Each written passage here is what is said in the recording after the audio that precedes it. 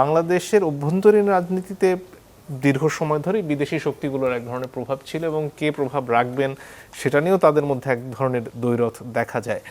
এই মুহূর্তে আজকের বিচারে এতক্ষণ পর্যন্ত আমরা যে আলোচনা করলাম, বাংলাদেশের অভ্যন্তরীণ রাজনীতির ক্ষেত্রে কি সবচেয়ে বেশি শক্তিশালী প্রভাবক চীন? নিঃসন্দেহে ছিল, এখনও সেটা বজায় রাখার চেষ্টা হচ্ছে।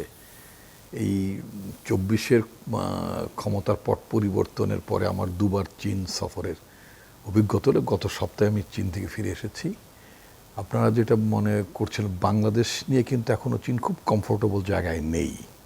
এবং আমি নম্বর ওয়ান হচ্ছে তাদের মধ্যে একটা এম্বারাসমেন্ট আছে, আমার কাছে যেটা মনে হয়েছে একটা এম্বারাসমেন্ট আছে। কেমন সেটা? তারা শেখ হাসিনাকে তারা গত 15 বছর যেইভাবে সমর্থন জুগিয়েছে, এবং আমি চীনা নেতৃবৃন্দের সাথে কথা বলার সময় আমি খুব অকপটই বলেছি, যেটা আমি ফর্মালি বলেছি, সুতরাং এটা আমার প্রকাশ করতে কোনো সমস্যা নেই। সেটা বলেছি যে তোমরা ভারত না হলে তাদের রং রিডিং ছিল, তারা রিডিং ম্যাচ করতে পারে নাই, তোমরা ভুলটা করলে কেমনে? তোমরাও কি বুঝতে পারো নাই?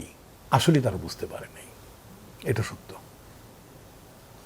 শেখ হাসিনার যে গণেশটা উল্টে যাবে, এটা ভারত যেমন খুব কনফিডেন্সের সাথে ইগনোর করেছে, সিমিলারলি চীনও তাই। গণতান্ত্রিক প্রক্রিয়ার ব্যাপারে কি তাদের কোনো ধরনের আস্থা বলুন বা প্রয়োজনীয়তা তারা মনে করেন যে বাংলাদেশে দিনের পর দিন নির্বাচন হতে দেওয়া হয়নি, এটা কি চীনের কাছে গুরুত্বপূর্ণ? তাদের একটা নিজস্ব সিস্টেমের মধ্যে তারা চলে, এবং একটা পর্যায়ে তাদের এক নেতা আমাকে বললেন যে ইয়েস, আমরাও এক ধরনের গণতন্ত্র আমাদের মতো করি আমরা প্র্যাকটিস করি। We have many other political parties two, beside communist পার্টির পাশাপাশি অন্য অ্যাটলিস্ট 7-8টা রাজনৈতিক দল তাদের দেশও আছে। তো আছে, আমাদের দেশে যেমন ইনু ছিল, মিনু ছিল। শেখ হাসিনার গণতন্ত্রের যে ব্র্যান্ড, এটাকে কি চীন সমর্থন করত? কোনটা? শেখ হাসিনার গণতন্ত্রের ব্র্যান্ডটাকে কি চীন সমর্থন করত? তারা, আমার কাছে যেটা মনে হচ্ছে, তারা মোর অন ইকোনমিক ইন্টারেস্ট, অর্থনীতির ব্যাপারটা ছিল। আপনি একটা প্রসঙ্গ তুলেছেন, যদি আমি একটু ব্যাকে যদি যেতে চাই, সেটা বলেছিলেন যে চীনা ট্রাপের কথা বলেছেন। আলতাফ পারভেজ ভাই খুবই চমৎকারভাবে বলেছেন, আসলে চীন কোনো দেশের জন্য ট্রাপ সৃষ্টি করে না, ইট ইজ আমরা নিজেরা ট্রাপটা তৈরি করি, যেটা নিজেদের দোষটা আরেক দেশের উপর চাপিয়ে দিই। আমরা বলি চীনা ট্রাপ, আমেরিকান ট্রাপ। নো, আমরা যেমন আপনি যদি কর্ণফুলী টানেলের কথা যদি চিন্তা করেন, আমার কি কর্ণফুলীর টানেলটা তৈরি করার সময় আমার কোনো রিয়াল ফিজিবিলিটি স্টাডি ছিল না? ওখান থেকে পানি ঢোকে, এখন একটু বৃষ্টির পানি হলে পানি ঢুকে যায়, অথবা এটা সাস্টেনেবল না, এটা জিন্দিগিতেও এই টাকা উঠবে না। এখানে আমাদের দেশের লুটেরা শাসক শ্রেণী শুধুমাত্র লুট করার জন্য, লুটপাট করে নিজেদেরকে স্ফীত করার জন্য তারা এই ধরনের প্রজেক্ট নেয়। এবং এটার দায় জনগণের উপর পড়ে, বছরের পর বছর না, 100 বছর ধরে ঘানি আমাদেরকে টানতে হবে। তো উন্নয়ন তো আমরা চাই, কিন্তু যে উন্নয়নটা আমার রাইট নাও প্রয়োজন না, আমার এই ফোনটা হলেই চলে, তা আমি ধার করে একটা আইফোন বা ইয়ারফোন কিনবো, দরকার আছে, আমার কোনো দরকার নেই, বিকজ আমি এটা অ্যাফোর্ড করতে পারি না, কোনো দরকার ছিল না। কিন্তু বাংলাদেশে ঋণের টাকে ঘি খাওয়ার জন্য না, পাচার করার জন্য। আমার পত্রিকাতেই গতকালকে একটা রিপোর্ট করেছি আপনার সামিট গ্রুপের উপরে, সেখানে কিভাবে তারা বাংলাদেশের বাংলাদেশের সম্পদটাকে পাচার করে, লুট করে তিনি সিঙ্গাপুরে বিলিয়নিয়ার হয়েছেন, শীর্ষধনী সেজেছেন, এবং এটা অকাতরে আপনার আওয়ামী লীগ সরকার সেটাকে সাপোর্ট করেছে। তো এটা কি শুধুই সাপোর্ট করেছে?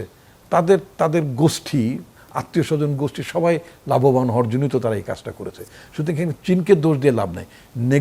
নেগোসিয়েট করে স্কিল থাকতে হয়, পলিটিক্যাল ইন্টারেস্ট থাকতে হয়, জনগণের প্রতি ভালোবাসা থাকতে হয়, দেশের প্রতি ভালোবাসা থাকতে হয়। যদি কোনো মানুষের, কোনো শাসকের, কোনো মন্ত্রীর যদি দেশের জন্য ভালোবাসা থাকে, তার নিজের মানুষের জন্য যদি ভালোবাসা থাকে, ধরুন আমি একটু ছোট্ট উদাহরণ দিই, মনে করুন যদি এইভাবে লোকটা চিন্তা করে যে আমি খাদ্যমন্ত্রী, আমি ওখান থেকে ভিয়েতনাম থেকে চাল কিনলাম, বা পাকিস্তান থেকে চাল কিনলাম, বা ইন্ডিয়া থেকে চাল কিনলাম, প্রতি কেজিতে 1 টাকা করে কমিশন পাবো আমি, তো সুতরাং আমার কয়েক হাজার কোটি টাকা হয়ে যাবে, আমি টাকাটা পাচার করব, আমার ছেলেমেয়েরা খুব ভালো থাকবে।